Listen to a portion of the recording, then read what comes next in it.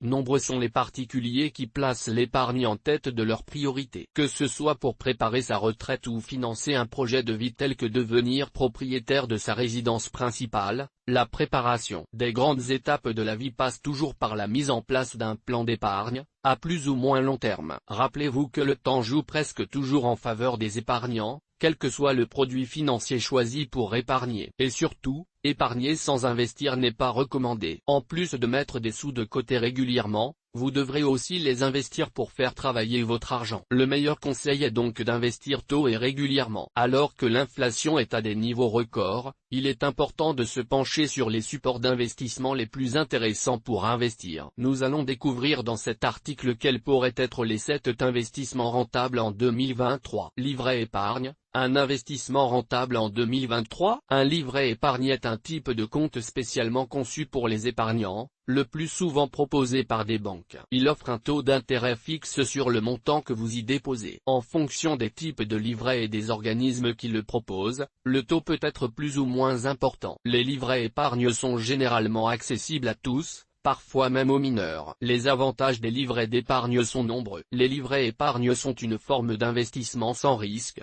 car votre capital et le rendement sont garantis. Ils sont également très flexibles et permettent généralement des retraits à tout moment, sans frais supplémentaires. Il existe différents types de livrets d'épargne, dont voici quelques exemples. Les livrets épargne réglementés, ce sont des livrets d'épargne dont les taux d'intérêt sont réglementés par l'État, et qui bénéficient d'un avantage fiscal. Le taux est donc le même, quelle que soit la banque qui le propose. En France, les livrets de l'épargne réglementés les plus connus sont le livret A et le livret de développement durable et solidaire, LDDS, ainsi que le LEP, livret d'épargne populaire, sous condition de ressources, et le livret jeune. Ce livret épargne est destiné aux jeunes de moins de 25 ans et offre un taux d'intérêt attractif puisque ce dernier est fixé par la banque. Il varie donc d'un établissement à l'autre, mais ne peut être inférieur à celui du livret A. Le livret A comme le LDDS et le livret jeune permettent de bénéficier d'une exonération totale de l'impôt sur les plus-values et les prélèvements sociaux ne sont pas dus non plus. Les livrets réglementés comportent des plafonds,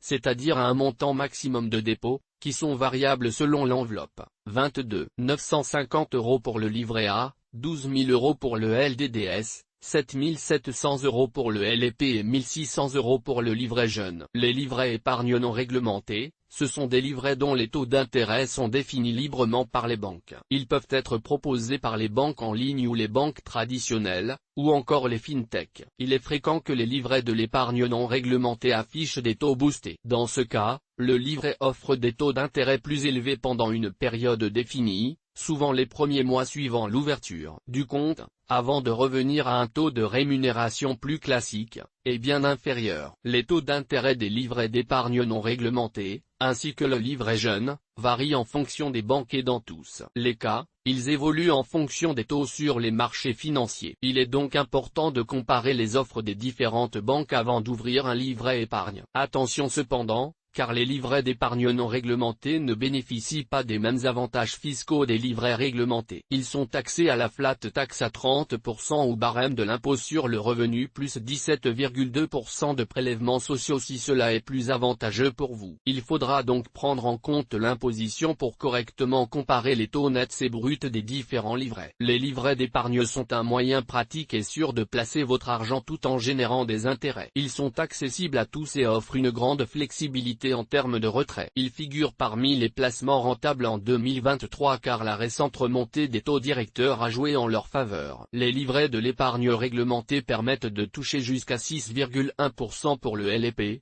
3% pour le livret A et le LDDS et aux alentours de 3% à 4% pour le livret jeune. Les livrets de l'épargne non réglementés affichent des taux bien moins attractifs, parfois même en dessous des 1%, les plus rentables ont un taux de 2% environ avec parfois des offres boostées qui permettent d'atteindre voire dépasser la barre fatidique des 3%. Les fonds obligataires à échéance courte, des investissements rentables en 2023. Les fonds obligataires à échéance courte, également appelés fonds obligataires à court terme, sont des fonds communs de placement ou des trackers, ETF, qui investissent principalement dans des obligations avec une durée de vie courte, généralement de moins de 3 ans. Les fonds obligataires à échéance courte sont souvent considérés comme des placements plus sûrs que les fonds obligataires à échéance plus longue, car les obligations à court terme présentent moins de risques de taux d'intérêt et de risques de défaut de l'émetteur. En effet, les fonds obligataires à échéance courte ont tendance à présenter une faible volatilité et une moindre sensibilité aux fluctuations des taux d'intérêt. Ils peuvent être utilisés pour divers objectifs d'investissement, tels que la constitution d'une épargne de précaution ou la diversification de son portefeuille. On peut choisir ce type de fonds quand on a atteint les plafonds maximum des livrets, ou encore quand on cherche une rentabilité légèrement meilleure sans être prêt à prendre trop de risques. Bien que les fonds obligataires à échéance courte présentent généralement un risque de perte de capital plus faible que les fonds obligataires à échéance plus longue,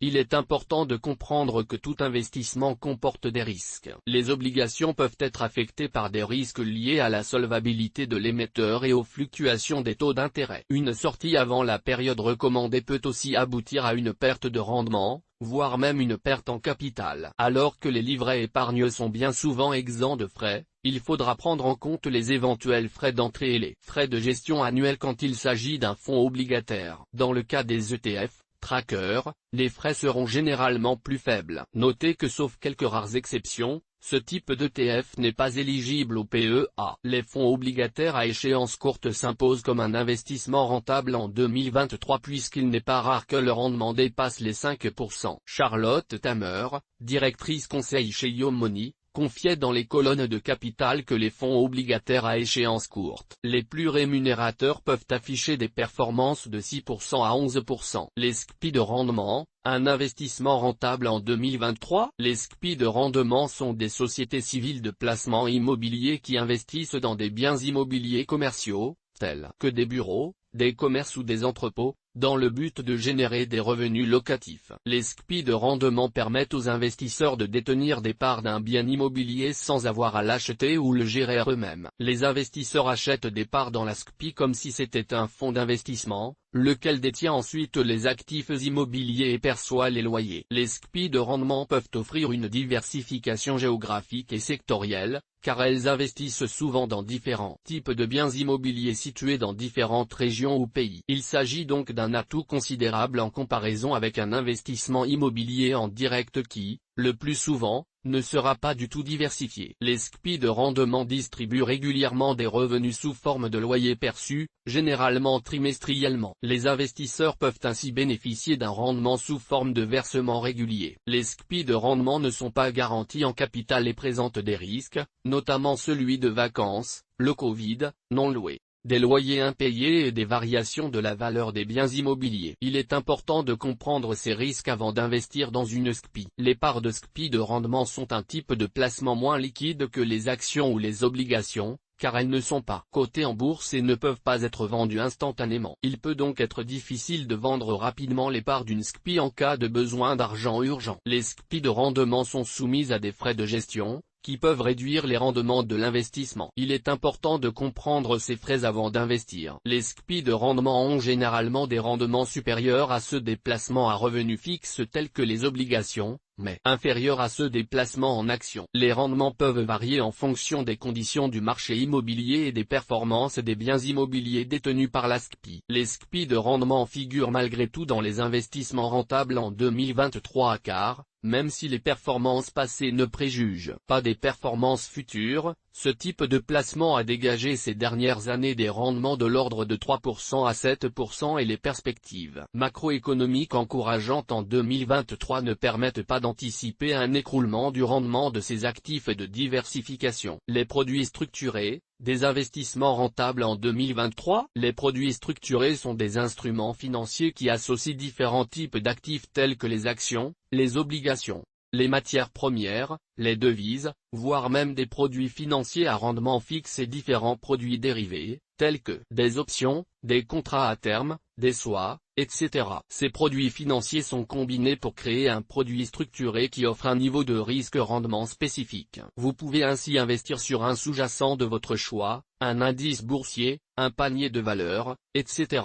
et bénéficier d'une protection partielle de votre capital en contrepartie d'un rendement capé. Par exemple, un produit structuré pourrait vous protéger d'une baisse allant jusqu'à -60% et dans ce cas, si la baisse est inférieure à -60%, Vous récupérez l'intégralité de votre investissement initial et ne subissez donc pas de perte en capital, en contrepartie d'un rendement capé à 10% par exemple. Si le sous-jacent enregistre une hausse de 18%, vous ne profiterez pas de la performance du sous-jacent dans sa totalité. Attention, dans le cas où la baisse du sous-jacent est supérieure à la protection prévue, l'investisseur subit une perte en capital à hauteur de l'intégralité de la baisse enregistrée par l'actif sous-jacent. Les produits structurés sont des produits à échéance qui ont une durée de vie limitée et fixe et sont généralement complétés par un mécanisme de remboursement anticipé qui s'active automatiquement si la performance du sous-jacent depuis la date de constatation initiale est positive ou nulle à l'une des dates de constatation fixées, annuelle le plus souvent. Si la performance est inférieure, le produit continue et l'on examinera la performance à la prochaine date de constatation annuelle. Attention, la protection partielle du capital ne fait pas du produit structuré un placement à capital garanti. La perte en capital reste possible. Soulignons aussi le problème de liquidité lié à ce type d'investissement. Les produits structurés peuvent en effet être moins liquides que les produits d'investissement traditionnels car ils ne sont pas négociés sur un marché ouvert. En raison de la structure qui combine des placements à taux fixe avec des actifs plus volatiles, ils peuvent avoir des dates d'échéance spécifiques ou des conditions de rachat qui limitent leur liquidité. Notez aussi que les produits structurés, en raison de leur complexité, peuvent être difficiles à appréhender par des investisseurs peu habitués à ce type de produit, et qui pourraient alors choisir un produit structuré sans bien en comprendre les tenants et les aboutissants. Il est également important de souligner que les produits structurés peuvent être soumis à des frais plus élevés que les produits d'investissement traditionnels en raison de leur complexité et de la nécessité de surveiller et de gérer les composants sous-jacents. Il faut donc bien comprendre la façon dont un produit structuré fonctionne, quels sont les frais et les limitations en termes de retrait avant d'investir dans ce genre de produit. Dans le cas d'investisseurs ayant d'importants capitaux, par le biais le plus souvent de banques privées, les produits structurés peuvent être personnalisés pour répondre à des besoins spécifiques en termes de profil de risque-rendement. Cela peut inclure des clauses de protection contre les pertes ou des fonctionnalités qui offrent des rendements spécifiques dans des conditions de marché particulières. En conclusion, les produits structurés peuvent offrir des avantages potentiels en termes de rendement et de personnalisation, mais ils peuvent également être moins transparents que les produits d'investissement traditionnels. Les investisseurs doivent être conscients des risques et des coûts associés à ces produits avant de prendre une décision d'investissement. Les produits structurés pourraient bien s'imposer comme un investissement rentable en 2023, ou en tout cas un investissement judicieux. Car dans les conditions de marché actuelles, avec la volatilité des marchés au plus haut, le recours à des produits structurés peut être une alternative intéressante à l'investissement dans des titres vifs ou des fonds indiciels par exemple. Les actions à dividendes en bourse, un investissement rentable. Les actions à dividendes sont des actions d'entreprises cotées en bourse qui versent régulièrement des dividendes à leurs actionnaires, et dans des proportions plus importantes que l'ensemble des autres actions cotées en bourse. Le dividende correspond à la partie des bénéfices reversés aux actionnaires. Son montant est voté en assemblée générale. Le rendement des dividendes est généralement exprimé en pourcentage et calculé en divisant le dividende annuel par le prix de l'action. Le versement est en France le plus souvent annuel ou semestriel. Aux États-Unis, les actions à dividendes US optent le plus souvent pour un versement trimestriel. Les actions à dividendes permettent de bénéficier d'un flux de revenus régulier qui peut soit servir de revenu complémentaire, soit être réinvesti dans une optique de capitalisation des intérêts. Les investisseurs peuvent en effet utiliser des stratégies telles que le réinvestissement des dividendes pour augmenter leur exposition. Ainsi, au fil du temps l'investisseur va pouvoir profiter de l'effet des intérêts composés. Les intérêts produisent eux-mêmes de l'intérêt et, par un effet boule de neige, les intérêts capitalisés finissent par produire davantage d'intérêts que l'investissement initial. Pour profiter pleinement des actions à dividendes, il peut être pertinent de les intégrer à un plan d'investissement de K, dollar cost averaging, qui consiste à investir à intervalles réguliers un montant fixe, quelles que soient les conditions de marché. Les actions à dividendes sont généralement considérées comme un investissement à long terme, car elles offrent des rendements réguliers, et peuvent être utilisées pour construire un portefeuille diversifié. Leur rendement, souvent en croissance sur le long terme, peut offrir une certaine protection contre l'inflation. Les secteurs qui versent généralement des dividendes élevés sont les secteurs des télécommunications, du bâtiment et des services financiers, soit des secteurs stables. Les entreprises qui versent des dividendes affichent le plus souvent des flux de trésorerie stables et sont des leaders de leur secteur. Notez tout de même que les actions à dividendes comportent des risques,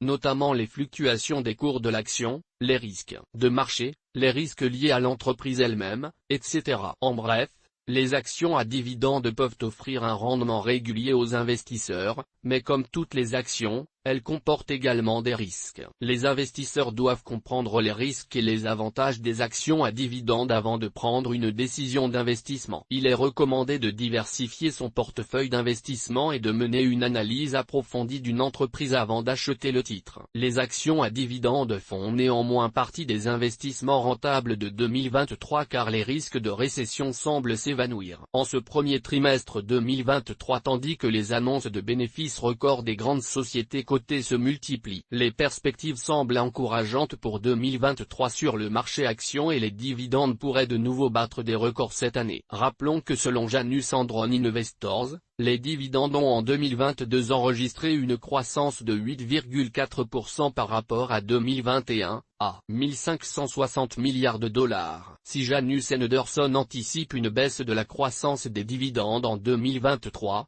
il devrait bien y avoir croissance tout de même, et la hausse sous-jacente des dividendes est estimée par la société de gestion à 3,4%, soit un total mondial de 1600 milliards de dollars. Les actions à dividendes ont encore de beaux jours devant elles. Les placements alternatifs, des investissements rentables en 2023, finalement et à condition d'accepter le risque qui en découle, il existe des placements alternatifs qui peuvent vous permettre d'obtenir un rendement beaucoup plus important. Attention toutefois, comme c'est toujours le cas, le rendement d'un investissement est toujours proportionnel au risque. S'il s'agit d'investir afin de financer un projet de vie important, mieux vaut s'orienter majoritairement vers des placements plus traditionnels comme le fonds euro de l'assurance vie ou encore l'investissement en bourse pour ces projets de long terme et ne réservez qu'une plus petite part aux investissements alternatifs. Private Equity, un investissement rentable en 2023. Le Private Equity, P, est un type d'investissement qui consiste à investir dans des entreprises qui ne sont pas cotées en bourse. Les investisseurs en private equity peuvent investir directement dans une entreprise, ou indirectement, en investissant dans un fonds de private equity qui va sélectionner les entreprises dans lesquelles investir. Les investissements en private equity sont généralement illiquides,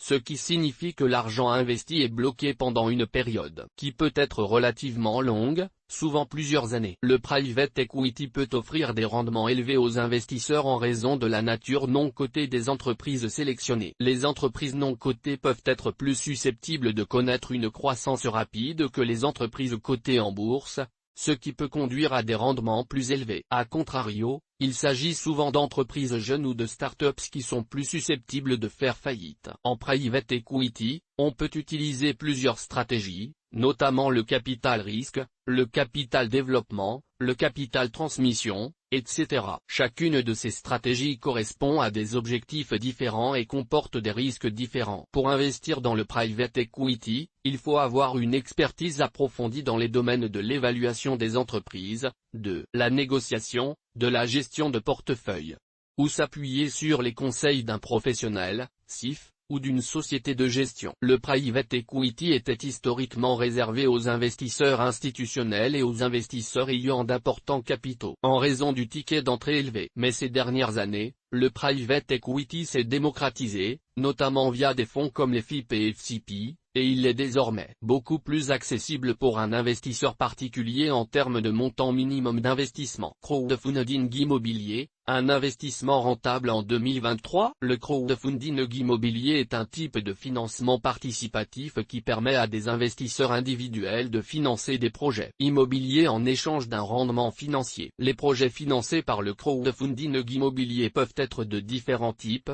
tels que des projets de développement, de rénovation ou de construction de biens immobiliers. Les rendements peuvent être sous forme d'intérêts, de dividendes ou de participation aux bénéfices. Il existe de nombreuses plateformes de crowdfunding immobilier, chacune avec ses propres critères de sélection des projets, frais et conditions d'investissement. Il est important de vérifier que la plateforme de crowdfunding immobilier est régulée et implantée en France. Il existe en effet de nombreuses arnaques dans ce domaine, souvent via des plateformes basées à l'étranger et non régulées. La durée de l'investissement peut varier selon les projets et les plateformes, mais elle est généralement de quelques mois à quelques années. Les investisseurs en crowdfunding immobilier doivent avoir une compréhension de base de l'investissement immobilier et de l'évaluation des projets. Comme tout investissement, le crowdfunding immobilier comporte des risques. Les projets comportent en effet des risques de faillite du promoteur immobilier, il faut donc le choisir avec soin et miser sur un acteur connu et reconnu, mais aussi des risques liés à l'environnement, tempêtes,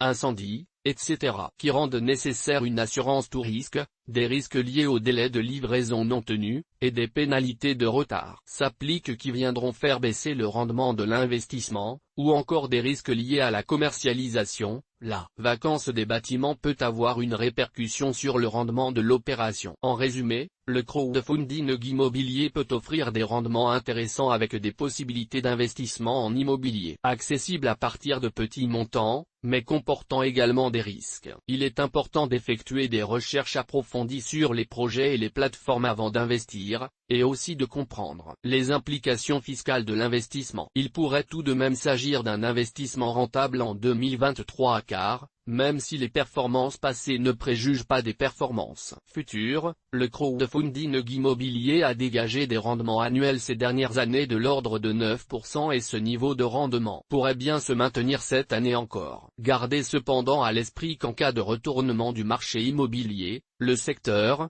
déjà touché par la hausse des taux, pourrait s'avérer bien moins rémunérateur en 2023. Source des images, FreePic. Toutes nos informations sont, par nature, génériques. Elles ne tiennent pas compte de votre situation personnelle et ne constituent en aucune façon des recommandations personnalisées en vue de la réalisation de transactions et ne peuvent être assimilées à une prestation de conseil en investissement financier, ni à une incitation quelconque à acheter ou vendre des instruments financiers. Le lecteur est seul responsable de l'utilisation de l'information fournie, sans qu'aucun recours contre la société éditrice de Café de la Bourse, comme ne soit possible.